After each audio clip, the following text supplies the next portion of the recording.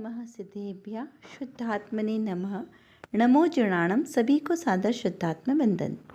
आज अश्विन कृष्ण चतुर्दशी का यह शुभ मंगल पावन दिवस है और प्रतिदिन प्रसारित होने वाले संदेश में से आज जो संदेश हमें प्राप्त हुआ है वह कैसे सिद्ध जीव इस संसार से भवलीन है, इस प्रकार का यहाँ पर स्वरूप बताने के लिए ये आज का संदेश हमें प्राप्त हुआ है। तो चलिए पढ़ते हैं आज का यह संदेश, जो तत्वसार जी ग्रंथ के आधार से यह संदेश प्राप्त हुआ है। आचार्य देवसेन आचार्य द्वारा यह विरचित बहुत ही सुंदर ग्रंथ, जिसमें सिद्ध जैसे जीव जो हैं वो किस प्रकार के होते हैं, कैसे उनमें गुण होते हैं, कौन क्या उनका स्वरूप होता है, यह यहाँ पर बताया है। तो चलिए देखते हैं इसमें क्या गाथा का अर्थ है। ये सिद्ध गति में जैसे सर्व मल रहित ज्ञान स्वरूपी सिद्ध भगवान विराजमान है, वैसे ही देह के अंदर विराजमान परम ब्रह्म स्वरूप अपना आत्मा जानना चाहिए।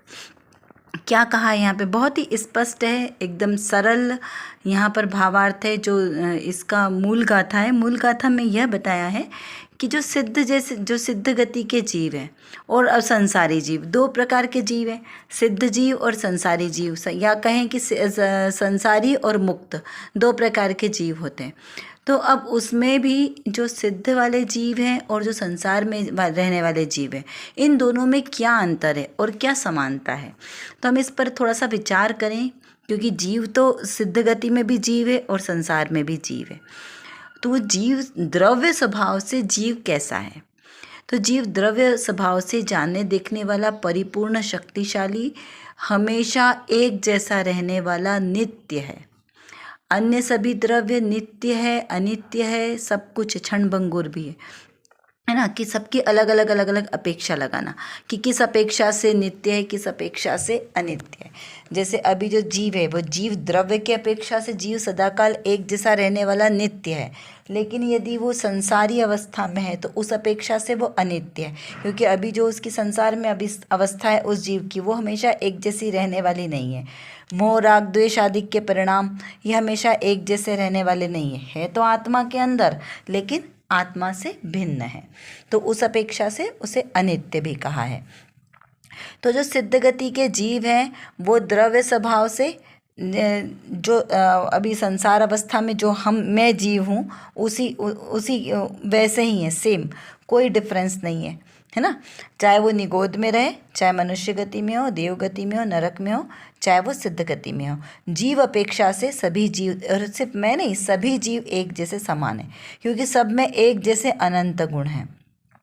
तो यहाँ पे गति सिद्ध गति क्यों कही, गतियाँ 4 होती है ना, और धवला जी में गतियाँ 5 भी कही है, उसमें एक अगति को लिया है, तो वो अगति कहो या फिर सिद्ध गति कहो। तो यहाँ पर कहा कि जो संसारी अवस्था में जो जीव है वो जीव कर्म के सहित है, कर्म के सापेक्ष, उसमें कर्म का संयोग है। अनादि काल से जीव ने जो विभाव रूप परिणमन किया, अपने स्वरूप को नहीं जाना, तो उसकी सज़ा में उसको साथ में कर्म का संयोग हुआ। क्या कहा, जैसे कहते हैं ना, हमारे घर में जो पुरानी अपनी दादी माँ नानी रहती है, वो क्या बोलती हैं कि लड़कियों को घर से बाहर अकेले नहीं जाना चाहिए, किसी के साथ भेजो, है ना। क्यों, उनकी सुरक्षा की दृष्टि से। उसको हम पनिशमेंट नहीं कह सकते, लेकिन जो संसार में जीव है इसको तो पनिशमेंट मिली है कि ये अकेला नहीं रह सकता, इसको कर्म के साथ रहना पड़ेगा, कोई ना कोई कर्म होना चाहिए। तो यहाँ एक आध कर्म की बात नहीं चलती, यहाँ तो 8 के 8 कर्म साथ चलते हैं, और भाव कर्म, जो 3 प्रकार के भाव कर्म हैं वो भी साथ ही रहेंगे। ये सब एक के साथ एक फ्री आते हैं, द्रव्य कर्म, भाव कर्म और नौ कर्म, ये तीनों का बंधन एक दूसरे के आश्रय से बनता रहता है। तो जब भी जीव 8 द्रव्य कर्म 8 प्रकार के हैं, तो ये कर्म जो प्रति समय जीव के साथ बंधे, उन कर्म के उदय के स्वरूप उसे बार बार भाव धारण करना पड़ता है। तो भाव धारण करने के कारण वो नए कर्म फिर बांधता है, पुराने कर्म तो निर्जरित होते जाते हैं और नए कर्म बनते जाते हैं। तो इस प्रकार से वो कभी संसार से बाहर नहीं निकल पाता। वो जो जितने कर्म करेगा, जिस गति के उतने कर्म करेगा, 2000 साधिक तक की तरस पर्याय का काल है, इतना पूरा करके वो फिर से निगोद में चले जाएगा। निगोद से निकलता है जी और वापस घूम घाम के निगोद में पहुंच जाता है अनंत काल तक। इस प्रकार का संसार का परिभ्रमण हमारा भी अनंत काल से चलता आ रहा है। लेकिन जो जीव अपने स्वरूप को जान लेते हैं, पहचान लेते हैं, फिर उनको भाव और ज़्यादा नहीं रहते, क्योंकि उनको अपना स्वरूप समझ में आ गया, तो फिर वो ज़्यादा नहीं भटकते। आपने वो गेम देखे होंगे, गोल गोल सर्कल सर्कल वाले, खेलते जाओ, और जहाँ अपना घर आया उस जगह हमारी गोटी अपने घर में चली जाती है तो वो लोग विनर हो जाते, फिर वो गेम से बाहर होके विनर हो जाते। लेकिन जब तक आप अपने घर में नहीं पहुँचोगे तब तक आपको वहाँ पर गोल गोल घूमना पड़ेगा। तो वैसे ही संसार में भी जीव 4 गति की 84 लाख योनियों में घूमता रहता है।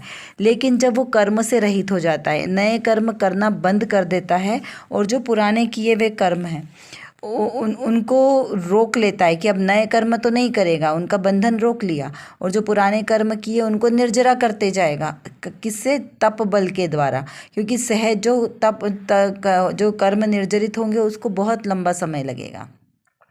तो पुरुषार्थी जीव क्या करते हैं? पुरुषार्थ के आश्रय से अपने कर्मों को जल्दी खिरा देते हैं, और वो सिद्ध गति के जीव कहलाते हैं, क्योंकि सारे कर्म नष्ट हो चुके हैं। तो इस प्रकार से सारे कर्मों के अभाव होने से, सारे कर्मों के नष्ट होने से जीव सिद्ध स्वरूप में विराजमान होता है। ये जीव का अपना स्वयं का स्वभाव है। तो जो जीव हो वो अपने स्वभाव में रहे तो वो जीव सिद्ध गति के जीव कहलाते हैं, जो सिद्ध हो गए, अब उनको वापस संसार में वापस नहीं आना है। तो लेकिन जिनका अभी भाव बचा है वो संसारी जीव कहलाते हैं। यहाँ पर ना बहुत अच्छी बात कही है नियमसार जी गाथा में कि भवलीन है जो संसार से। तो जो जीव भवलीन है, यानी जो भाव से रहित तो हो चुके हैं, वे जीव मोक्ष गति में जाते हैं। और जो भवलीन, जो भाव में रहने वाले जीव हैं, जो भाव धारण करना चाहते हैं, वे जीव अज्ञानी मिथ्या दृष्टि कहलाते हैं। और कुछ पुरुषार्थी जीव भी हैं जिनके अभी भाव बचे हैं, लेकिन जिनका फिक्स हो चुका है कि अब इनको संसार नहीं रहना, वो ज़्यादा दिन तक संसार में नहीं रहते। कहते ना कि सिद्ध जैसे जीव जितने आत्म तने निज विभव से, जाने ना देखे आत्मा बस ज्ञानी उनको जानना। कि जैसे सिद्ध जैसे जीव है वैसा ही मैं जीव हूँ। हमारा प्रयोजन क्या है? अपना आत्मा का सिद्ध के जीव जैसे मिलान करना, कि उनमें भी चैतन्य शक्ति है, मेरे में भी चैतन्य शक्ति है, उनमें भी चेतना गुण है, मेरे में भी चेतना गुण है, द्रव्य गुण पर्याय से परिपूर्ण है दोनों से। तो इस प्रकार से द्रव्य गुण पर्याय को समझकर सिद्ध जैसा स्वयं को अनुभव करने से ये संसार हमारा चुल्लू भर रह जाता है। बार बार हमें संसार में भाव धारण नहीं करना पड़ता, लेकिन इसके लिए पहले निर्णय करना आवश्यक है कि हमें सिद्ध बनना है। इस संसार में सुख नहीं है, सिद्ध गति में सुख है, उस मोक्ष में सुख है, वहाँ परिपूर्ण सुख की दशा है। क्यों? क्योंकि वहाँ पर कुछ कार्य ही नहीं करना है। जीव को एकमात्र अपनी आत्मा का अनुभव करना है, अपने आत्मा के आनंद में ही मस्त रहना है। अभी हम आनंद बाहर के 5 इंद्रिय के विषय भोगों में ढूंढते हैं, जहाँ पर आनंद नहीं है तो फिर भी वहाँ पर हम ढूंढते हैं आनंद। जहाँ पर आनंद है वहाँ तो हम खोज करते ही नहीं है, तो आनंद मेरे ही आत्मा में है। तो जब ये हमें निर्णय हो जाएगा तब हमारा भाव अपने आप ही रुक जाएगा, भाव का भ्रमण। अब देखिए रत्नकणिका में जो आज संदेश प्राप्त हुआ, ये समयसार जी नाटक के कर्ता कर्म अधिकार के आधार से लिया गया है। यहाँ पर बताया है कि जीव पहले अज्ञान की दशा में कहता था कि मैं सदैव अकेला ही कर्म का करता हूँ, दूसरा कोई नहीं। परंतु जब अंतरंग में विवेक हुआ और स्वपर का भेद समझा, तब सब में ज्ञान प्रकट हुआ। बड़ी भूल मिट गई, 6 द्रव्य गुण पर्याय सहित ज्ञात होने लगे। सब दुख नष्ट हो गए और पूर्ण परमात्मा का स्वरूप दिखने लगा। पुद्गल पिंड को कर्म का कर्ता माना, आप स्वभाव का कर्ता हुआ। क्या कहा यहाँ पर कि जैसे पहले जीव अज्ञान की दशा में कहता था कि मैं तो सदैव ही अकेला ही कर्म का करता हूँ, अब स्वयं किए जो कर्म शुभ फल निश्चय ही वे देते। तो यहाँ पर अपने ही कर्म का कर्ता मैं स्वयं हूँ और उसका कर्म का भोक्ता भी मैं स्वयं ही हूँ। परंतु जब अंतरंग में विवेक हुआ, जब और ज़्यादा हमने सूक्ष्म अपने आत्मस्वरूप को जाना, स्वपर का भेद ज्ञान हुआ, सम्यक ज्ञान हुआ, तब ये भूल भी मिट गई। क्योंकि मैं तो अकर्ता स्वभावी हूँ, स्वयं की जो कर्म शुभ है मैं तो अकर्ता स्वभावी हूँ। 6 द्रव्य गुण पर्याय सहित, कैसा? मेरे द्रव्य गुण पर्याय सब मेरे ही अंतर में है। और जब इनका ज्ञान हुआ हमें, तब क्या हुआ? सारे दुख मिट गए। क्योंकि जो जैसा परिणमन है वो वैसा परिणमन होगा। मैं तो मात्र इन सब को जानने वाला हूँ। त्रिकाली में तो मात्र जानने वाला हूँ, पूर्व में भी मात्र में जानने ही वाला था, वर्तमान में भी जानने वाला हूँ और भविष्य में भी मात्र में जानने वाला ही रहूँगा, मैं करता हूँ ही नहीं। तो इस प्रकार कर्ता और भोक्तापने की भ्रांति मिट जाती है। कब? जब अपने आत्मस्वरूप का ज्ञान होता है, जब सपर का भेद विज्ञान होता है।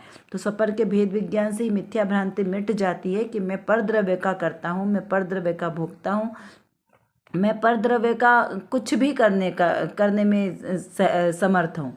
क्यों? क्योंकि मैं एकमात्र ज्ञायक स्वभावी आत्मा हूँ। मात्र ज्ञायक स्वभावी आत्मा, जो परिणमन हो रहा है उसको मात्र जानने वाला हूँ। द्रव्य स्वभाव से, पर्याय स्वभाव से तो शुभ और अशुभ भावों को करते हैं तभी कर्म बनते हैं, वो पर्याय वाली बात है। लेकिन द्रव्य पर्याय से मैं एकमात्र ज्ञाता दृष्टा स्वभाव वाला हूँ, ऐसा यहाँ पर निर्णय होता है। और पूर्ण परमात्मा का स्वरूप दिखने लगता है, क्योंकि परमात्मा कैसे हैं? सिद्ध जैसे जीव कैसे हैं? एकमात्र अपने आत्मा का ही अनुभव करने वाले, त्रिकाली शुद्ध शुद्ध शुद्ध शुद्ध आत्मा का अनुभव करने वाले, अन्य किसी भी पर पदार्थों का वो कर्ता या भोक्ता नहीं है। इस प्रकार से यहाँ पर हमें अपने स्वरूप को समझने से समझ में आता है, क्योंकि जब भेद ज्ञान होगा तभी हमें अपने आत्मा का सच्चा स्वरूप समझ में आता है। जब तक जीव भेद ज्ञान नहीं करेगा तब तक उसके भाव का अंत नहीं होगा। इसलिए कहा कि पहले कार्य क्या करना है? भेद ज्ञान करना, क्योंकि भेद ज्ञान पुरुषार्थी जीवों की कुंजी है, इसलिए भेद ज्ञान करना अति आवश्यक है। यहाँ पर कितनी अच्छी बात लिखी है कि और जो पूर्ण परमात्मा का स्वरूप दिखने लगेगा कब? जब हम द्रव्य गुण पर्याय से स्वयं को अकर्ता अनुभव करेंगे, तब सारे दुख नष्ट हो जाएंगे और स्वयं परमात्मा स्वरूप हमें दिखने लगेगा, अनुभव में आनेगा। क्यों? क्योंकि परमात्मा कैसे हैं? परम सुखी हैं। परमात्मा कोई कार्य करते नहीं। क्यों? क्योंकि हाथ पे हाथ रखे जैसे, करना कुछ न रहा जैसे। क्योंकि हाथ पे हाथ रखे हुए, अब उनको कोई कार्य करना नहीं है, कृत्य हो चुके हैं, इसलिए वो परम सुखी है।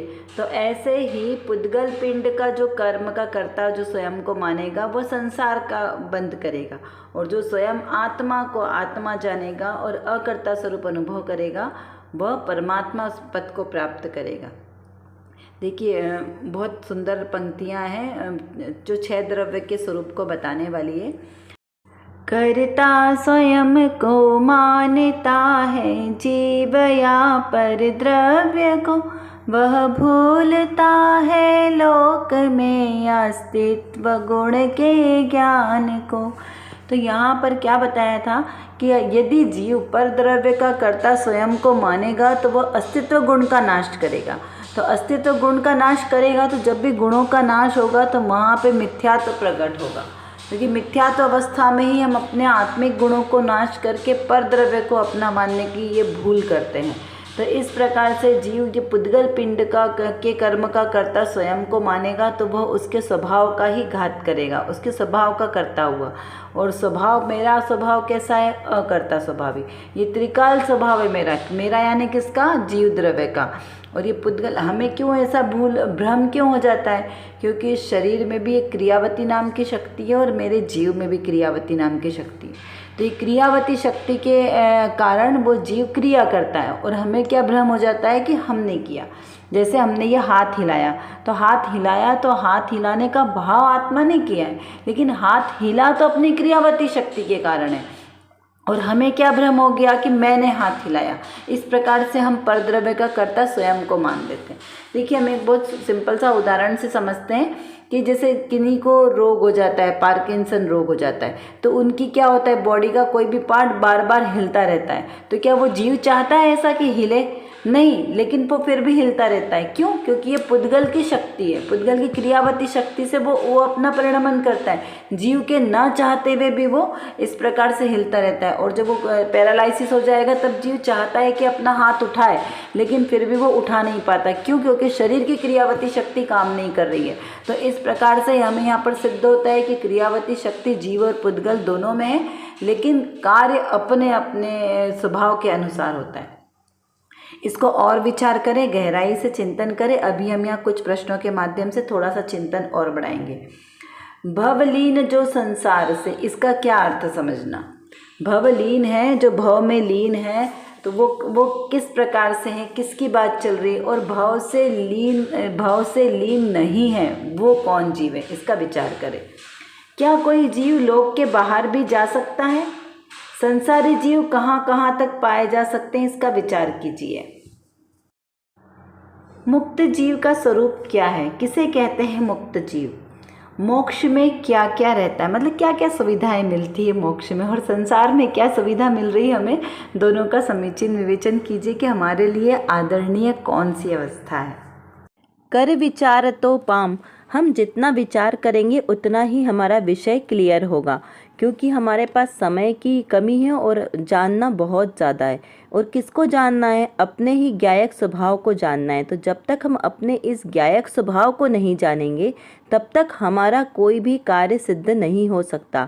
तो एकमात्र जो मेरे अंदर, मतलब मेरे आत्म स्वभाव में जो ज्ञान नाम का विशेष गुण है, इस गुण को एकमात्र अपने ज्ञायक स्वभाव को जानने में लगाएं तो निर्विकल्प दशा की प्राप्ति होगी। और इस निर्विकल्प दशा के ही आश्रय से हमें शाश्वत सुख की प्राप्ति होगी।